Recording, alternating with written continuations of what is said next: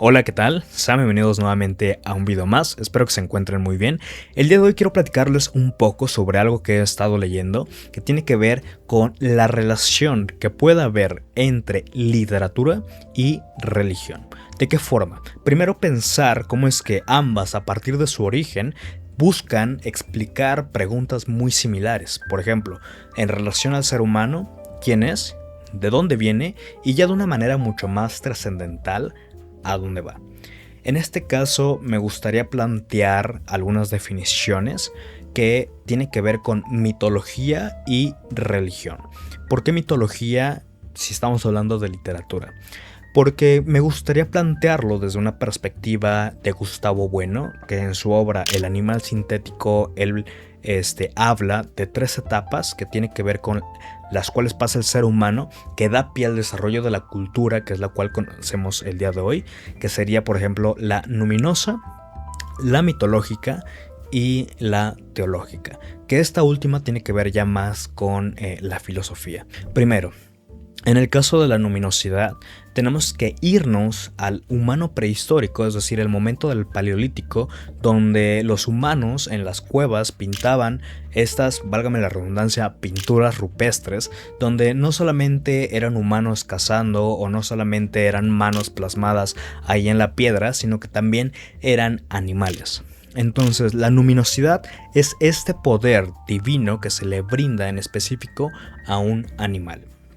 Entonces, una vez que el ser humano pone en alto al animal, es considerado esto una luminosidad. Ahora, un poco más de explicación en relación a estas pinturas rupestres desde un aspecto antropológico sería dos cosas. Uno, la magia simpática, y dos, en el caso de los chamanes que buscaban a través de estas pinturas y sobre todo el sentido que tenían cada una de ellas, porque no estaban pintadas en las entradas de las cuevas sino hasta el fondo, lo cual hace pensar que estas pinturas estaban planteadas como una relación mucho más íntima con quien estaba frente a ellas.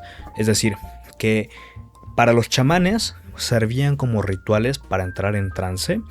Y para los que hacían esta magia simpática, tiene que ver con una proyección que el humano hace frente a la pintura, es decir, una apropiación metafísica del bisonte o del animal o del mamut.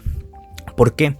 Porque pensando en el origen del ser humano, el cómo va desarrollándose, su única cualidad aquí es la capacidad que tiene de abstraer sus pensamientos. Fuera de eso, todas sus cualidades físicas son nulas frente a los animales, que no puede cazar más que con sus piedras puntiagudas, que solo le permite agarrar unos cuantos animales pequeños, pero aquellos que son grandes y son representados en las pinturas rupestres tienen mucho más valor porque no son fáciles de cazar, porque sus armas obviamente no se lo permiten. Entonces el mero hecho de buscar proyectarse para intentar cazar un león, para intentar cazar un bisonte, para intentar cazar un mamut, pues tiene mucho mayor significado cuando todos tus recursos son bastante limitados. Entonces, eso por una parte, conforme va pasando el tiempo, el desarrollo de la cultura, de las civilizaciones y demás, termina surgiendo el tema de la mitología. ¿A partir de qué momento? A partir de cuando Hércules mata al león.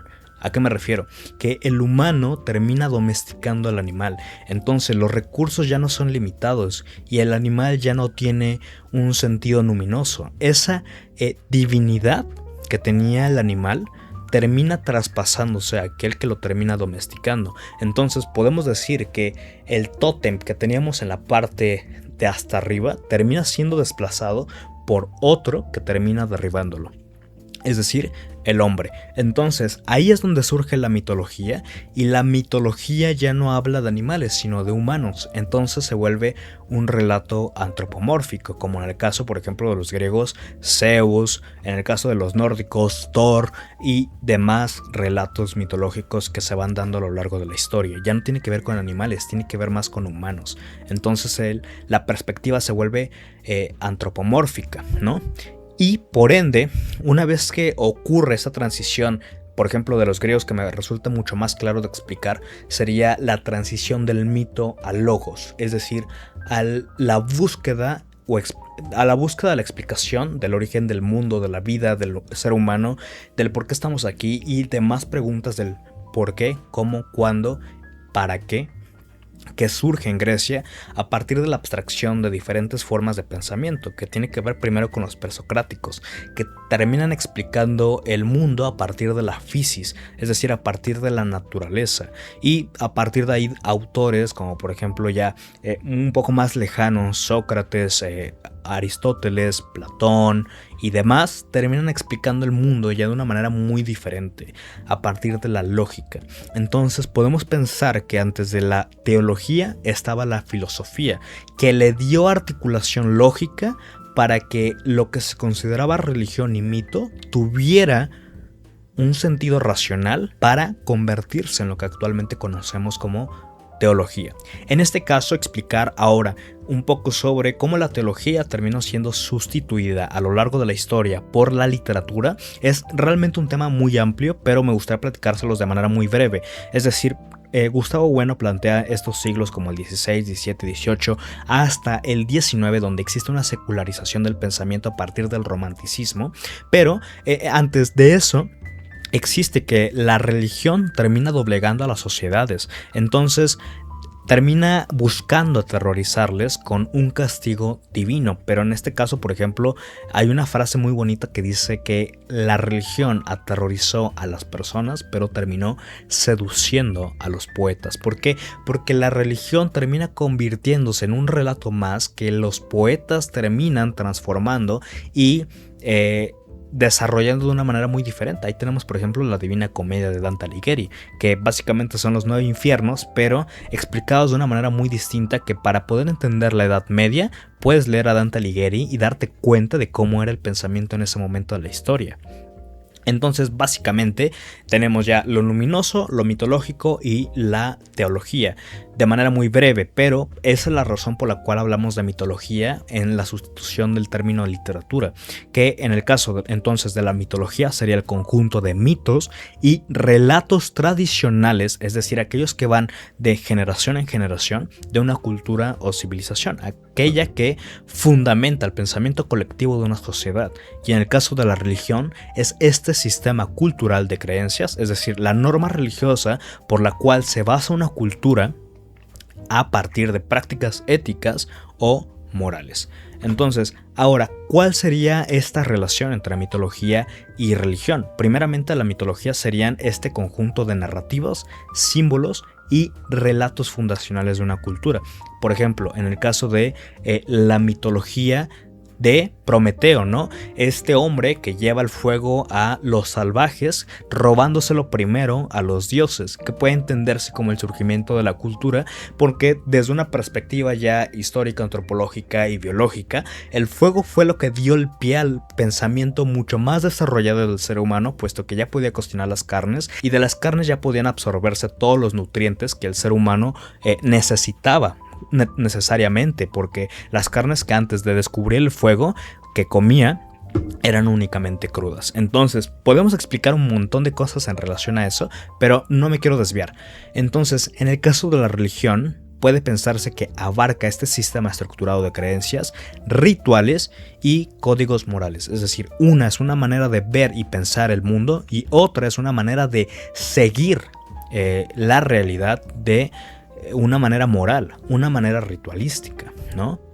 Luego entonces los relatos ya no solamente son orales, sino que pasan a ser escritos, es decir, en este punto de la historia donde surge la escritura a partir de signos que tienen que ver con la contaduría del ganado, de las especies y demás, termina convirtiéndose en un relato que fundamenta a una sociedad a partir de ciertos pensamientos, como en el caso de la Ilíada, como en el caso de los textos védicos, como en el caso de la epopeya de Gilgamesh, o en el caso de los textos bíblicos, ¿no? Que tienen estos 4 puntos interesantes, que son la trascendencia, el destino y la cólera, la cosmología, que sería el sistema de creencias o la manera de ver el mundo o el origen, la ética y la teología.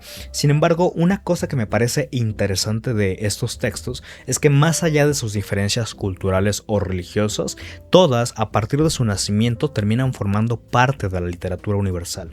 Entonces, ¿por qué?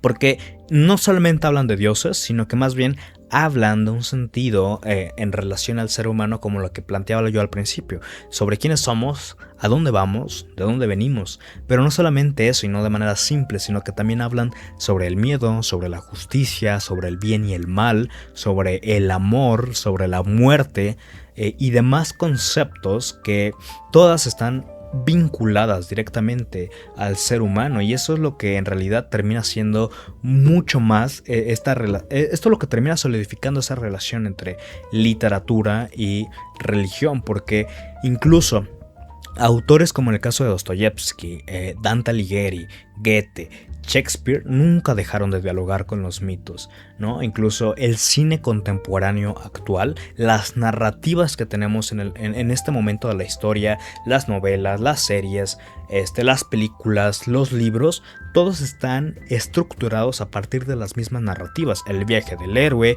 el sacrificio, la caída, la redención, la lucha contra el caos, es decir, esta tesis, antítesis y síntesis, este protagonista con su antagonista. Todos tienen la misma estructura, ¿no? No porque termine copiando directamente al pensamiento antiguo de la mitología o de la religión, sino porque en realidad estas historias tienen pues símbolos que siguen explicando precisamente la experiencia humana, ¿no? Que en relación a el miedo, el amor, etcétera, ¿no? Lo que platicaba anteriormente. Entonces podemos pensar que las culturas cambian, las personas cambian, el contexto cambia, pero las preguntas siguen siendo las mismas. Entonces, ya para concluir, estudiar literatura universal no consiste únicamente en leer grandes libros. Es descubrir cómo la humanidad aprendió a contarse a sí misma. Por ejemplo, cómo el mito dio origen a la religión, cómo la religión influyó en la literatura y cómo todas esas narrativas siguen siendo o siguen estando vivas actualmente en nuestra cultura. Entonces, precisamente quería y aprovecho para compartirles este taller de introducción a la literatura universal, que está compuesto en 12 clases y va a iniciar este 14 de agosto de 2026 y está desarrollado a partir de 5 módulos, donde la primera clase tiene que ver con por qué leer literatura, con qué es literatura a partir de un sentido estético, a partir de un sentido estricto y académico literario, a partir de qué no es literatura incluso, pero al ser introductorio, al mismo tiempo tiene esta versatilidad que permite a las personas que nunca han leído un libro denso, clásico, que nunca han leído sobre teoría literaria y demás, poder introducirse a partir de diversos autores, a partir del contexto histórico, a partir de las relaciones que puede tener la literatura con la religión, con la política, con los imperios del momento, de la antigüedad y demás. Conectar con diversas ideas, autores y momentos que puedan permitir a la persona que está tomando el taller empezar a escoger los libros de manera propia. No es como que uno te diga ve a leer esto, ve a leer aquello. No, tú decides qué es lo que vas a leer a partir de realmente qué es lo que te llama, ¿no? Aquí no buscamos esquematizar, dar datos enciclopédicos, sino todo lo contrario. Mostrar esta parte libre de la literatura que permite a las personas agarrar el cariño realmente a los libros, ¿no? Y las clases son únicamente un día a la semana para no hacerlo tampoco tan denso, pero al mismo tiempo pues sí tiene esta rigurosidad, ¿no?